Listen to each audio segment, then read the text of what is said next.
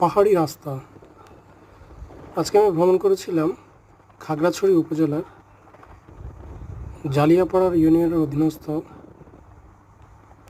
হাপছড়ি এলাকায়। আপনারা দেখুন এই পাহাড়ি রাস্তা, শুনশান নীরবতা ভরা, এত সুন্দর একটা ভিউ।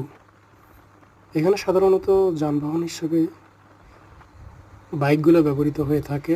ঢাকায় যেমন রাইড শেয়ার অত্যন্ত জনপ্রিয়, এখানে পাহাড়ি দূর দূরান্তরা পাহাড়ি যাওয়ার জন্য তারা এই রাইড শেয়ারগুলো ব্যবহার করে থাকে। তো দুধারে পাহাড় ঘেঁষে মাঝখানে বাংলাদেশ সেনাবাহিনী কর্তৃক নির্মিত এই সুন্দর দৃশ্যের রাস্তাটি। এই রাস্তা ধরে আমরা জালিয়াপাড়া থেকে মহলছড়ের দিকে চলে গিয়েছিলাম। আর আপনারা দেখতে পাচ্ছেন পাহাড়ের দুধার ঘেঁষে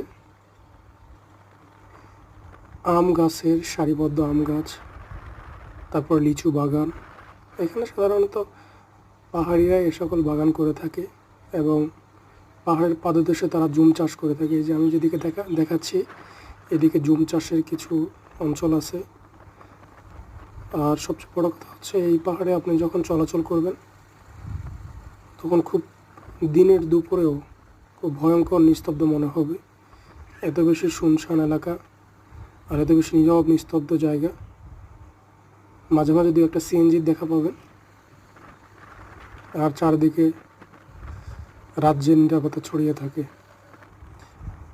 কলাবাগান, রাস্তার পাশে কিছু বাঙালি বাড়ি, আর রাস্তার একটু ভিতর দিকে গেলে পাবেন হচ্ছে পাহাড়িদের বসবাস। এই দিকে কিছু কলাবাগান আছে, বাম পাশে আমবাগান, সুন্দর অপূর্ব। আপনারা আসতে পারেন, ঘুরে যেতে পারেন। নৈসর্গিক সৌন্দর্যের এই পাহাড় বাংলাদেশের অপার সম্ভাবনার জায়গা। তো আমি একজন বাঙালি ব্যক্তির বাইকের পিছনে করে আমার গন্তব্যে পৌঁছাই।